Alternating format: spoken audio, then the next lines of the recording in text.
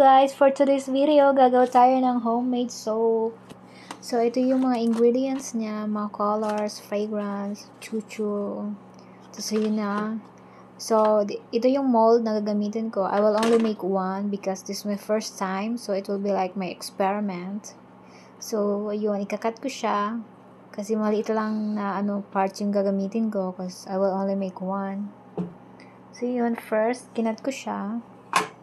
Ito lang yung maliit na part yung gamitin ko. So, yun. Kinat ko siya ng maliliit. Kinat ko siya ng pa-cubes. Kasi, lalagay ko siya sa microwave para i-melt. So, yun na nga. Nakat na, diba? Ito na yung mga 4 pieces. Tapos, I will put in microwave for 30 seconds para siya ma-melt. So, yun na nga, guys. 30 seconds.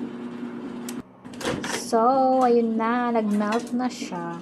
So, kinakailangan mo siyang i-stir. Ano tawag nun? Ihalo. Yun, ganun.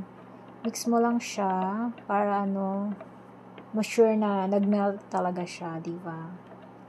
And then, after mong i-halo-halo ng ganun, balik ulit tayo sa aking pwesto. So, yun, lalagyan na natin siya ng fragrance oil para mabango ang ating savon. So, yun, depende sa mood mo, depende sa trip mo, kung magkanong amount ang gusto mo. Tapos, of course, imimix mo ulit siya. Make sure na mahalo talaga. So, yun, ito naman yung soap na pang colorants tawag dyan. So, today, I think it's red. Hindi ko binasa. Siguro red. So, yun, red ang ginamit ko. Siyempre, imimix ko siya. Pero, bakit naging pink? Or purple, whatever. Tapos parang kulang pa, hindi sapat. So, lagyan ko ulit siya ng mga ilang patak. Then, of course, ito na yung favorite ko na part, ang maghalo-halo. Ganun. I-mix mo siya ng maigi. Tapos, like what I've said, gagawa lang ako ng isang perasong soap for my experiment. So, yun yung design na napili ko. And then, yun. Lagay ko na siya dyan.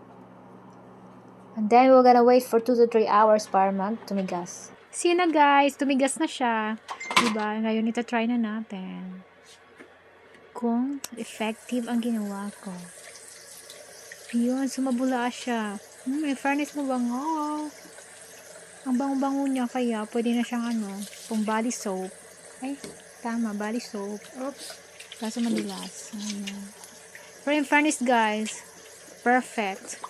It's so mabango talaga. Pwede na siya pang face, pang body, pang hands. Kahit saan, depende sa trip mo. So yun guys, thank you for watching.